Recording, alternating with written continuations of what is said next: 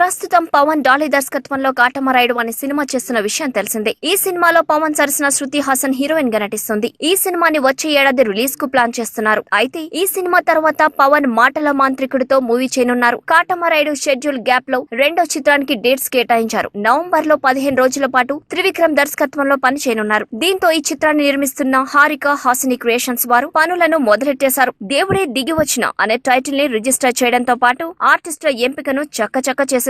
తాజాగా ఇందులో పవన్ కళ్యాణ్ ఫ్రెండ్ పాత్రకు సునీల్ ని ఎంచుకున్నట్లు తెలిసింది. హాస్య నటుడిగా పరిశ్రమలోకి అడుగుపెట్టిన సునీల్ హీరోగా ఎదిగాడు. మర్యాద రామన్న, పూల రంగడు వంటి విజయాలను సొంతం చేసుకున్నాడు. తర్వాత ఆయన హీరోగా చేసిన చిత్రాలన్నీ ఆశించినంతగా విజయం సాధించలేకపోవడంతో మళ్లీ పాత పద్ధతిని ఫాలో అయిపోతున్నాడు. తన స్నేహితుడు త్రివిక్రమ్ శ్రీనివాస్ సినిమా ద్వారా కామెడియన్ గా రీ ఎంట్రీ ఇస్తున్నాడు. పవర్ స్టార్ పక్కన పంచ్లు పేల్చడానికి ఎప్పుడూ ఆలీని ఎంచుకునేవారు. ఈసారి సునీల్ ఆ ఛాన్స్ కొట్టేశాడు. ఈ చిత్రం ద్వారా సునీల్ ని మళ్లీ కామెడియన్ గా బిజీ చేసేందుకు త్రివిక్రమ్ భావిస్తున్నట్లు సమాచారం.